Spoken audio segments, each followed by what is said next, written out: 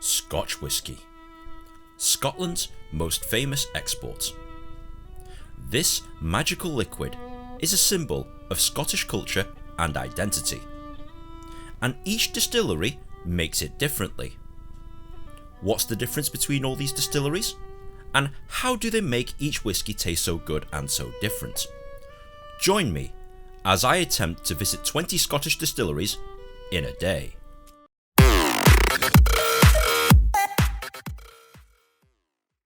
Scotch whisky is produced everywhere in Scotland, but the most famous whiskies are from here, the Speyside region.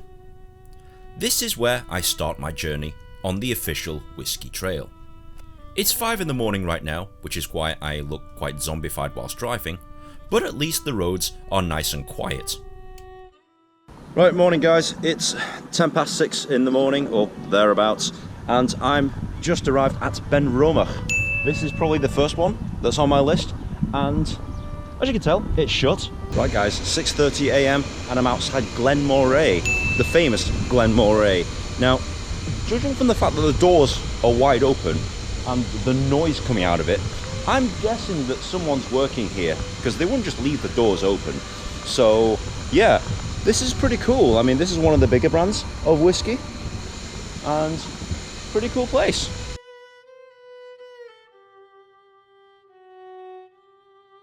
$7:20 in the morning, stop number 3, Strathisla.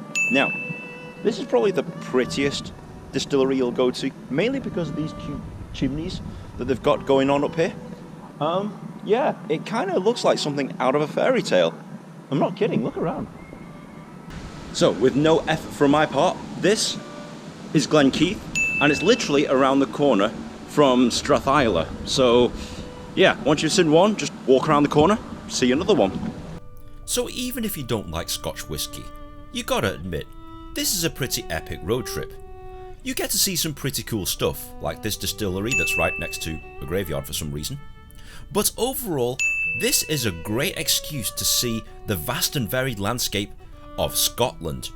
And the fact that there's many distilleries that are dotted around, this is pretty epic. Whilst technically not a distillery, one thing that you got to see if you are doing the whisky trail is the Speyside Cooperage. Now, a cooperage is some place where they make barrels. So obviously, as you know, whiskey is made in barrels, and this is where they make them all. Now, obviously it's Sunday and it's about 8:05 in the morning, so it's not open, which is a bloody shame. But, you know, this is a cool place to come if you do like whiskey, if you enjoy the process of whiskey making. This is worth a look. So guys, this is where they basically turn fresh bits of wood like that into bits like that, into barrels like this. Pretty crazy. Not too far away is the world famous Glenfiddich Distillery. Glenfiddich is probably the most widely consumed brand of Scotch whisky in the world, and is the largest producer of whisky in Scotland by volume. It's also in a very picturesque place, which is kinda cool. They've got a bar inside so that you can get drunk, and they've got a fancy restaurant where you can eat stuff. Obviously, I'm driving, so I have to make do with this nasty coffee instead. Oh well. If you've heard of possibly one Scotch whisky brand in the world, it's probably going to be Glenfiddich. Quite a nice place, really. I mean, I'm here pretty early. The building doesn't actually open for another half an hour, so I might see if I can find another distillery here or there. But this place is huge. With most of these Scottish distilleries, you can actually pay for a tour of the facilities, and I decided to take the tour here at Glenfiddich. You get to learn about the history of Glenfiddich and what they do in order to make their whisky. From where they store their grains, how they create the alcohol, where they store their liquids, etc. And the tour guide was very lovely. We learnt a lot about Scotch whisky making. And even if you've been to a distillery before, it's always nice to see how different companies do things differently. From how they store it in barrels, to how they package and process it, it's all very interesting. And at the end of the tour, you also get a sampling session where you can sample whisky, and this particular guy, this guy right here, he was the lucky recipient of all my whisky because unfortunately I cannot drink and drive. The shop is actually pretty cool as well, and overall Glenfiddich was probably the best tour I did on the day. It's also in a very pretty place. Now, right next to the Glenfiddich Distillery is this place, Balvenie Castle. Now, I know a lot of you American friends out there, you love your castles, and this is pretty cool. I mean, yes, it costs money to go around. It's closed at the moment, so I can't, but walking around it's pretty much good enough for me. After my little detour of castle walking, I decided to visit Glenfiddich's arch enemy, the Macallan. So guys, I'm on my way into Macallan. Now, for those of you who have heard of Macallan, or haven't heard of Macallan rather, yeah, it's probably one of the most expensive brand, if not the most expensive brand of Scotch whisky. And I'm going to go in and find out why. Well, so much for that. As it turns out, it's fully booked, literally all day. Now, the reason why is because apparently the visitor centre, the new visitor centre behind me, has only been open for about 4 weeks, so everyone's coming and everyone's booking in advance. So yeah, didn't actually get to do the tour, but what I did manage to do is get a lovely lady called Alana. She basically gave me kind of a mini kind of tour around the bits that I could see. Here for £1.2 million. 1.2 million? Pounds. Seriously? Yeah. Can you believe that? I know. 1.2 million. Who would spend 1.2 million pounds on whiskey? I mean, I don't know, I'm not that rich yet, but even still, would you? I know, no.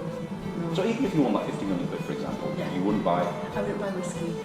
Not so. I'd buy like a Lamborghini or something like that. Yeah, there you go. And, well, I bought a bottle. I didn't actually steal it as a frustration. I actually bought this. So, yeah, this is going to a friend of mine. Too bad I didn't do the tour. If you do want to do a tour, for the love of God, book in advance. Obviously, I couldn't get into Macallan, so I'm here at Glen Grant instead. Now, even though the tour was okay, and the facilities weren't anywhere near as good as the ones in Glenfiddich, the tour was just okay, but I would have much rather seen the Macallan. This guy right next to me here, he couldn't get into Macallan either, so there you go. But overall, there's a lot more distilleries to see.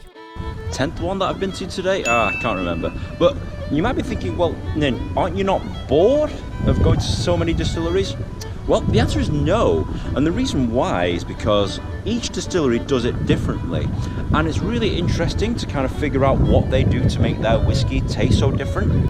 That section of the whiskey trail, there are distilleries virtually within yards of each other, so finding lots of distilleries isn't particularly difficult, except that they're all closed.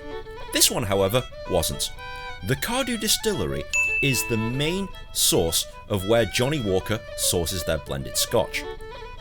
The tour was great, except that you couldn't film or take photographs throughout the tour, which I found a little ridiculous, but the tour was actually pretty good. So I've just done the tour at Cardew, third tour of the day. Fortunately, they gave me a sample so I don't have to drink it and drive drunk. Really informative tour.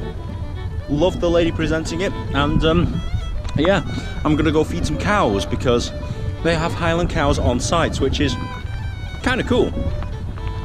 No, and before you ask, they don't put cows in their whiskey to make it taste good, they're just there for pets, apparently. So guys, check this out. I've got a pack of digestives, and apparently Highland cows like digestives, McVitie's brand digestives. Check this out. Check out this guy, hello! I'm going to feed you. Hello, Highland cow. I'm going to feed you a biscuit. Oh, hello. Oh, check out this guy. Ah! Oh. I've always wanted to feed a Highland cow, so I could tick that off my bucket list already. They're pretty cool, except if they get horny on you.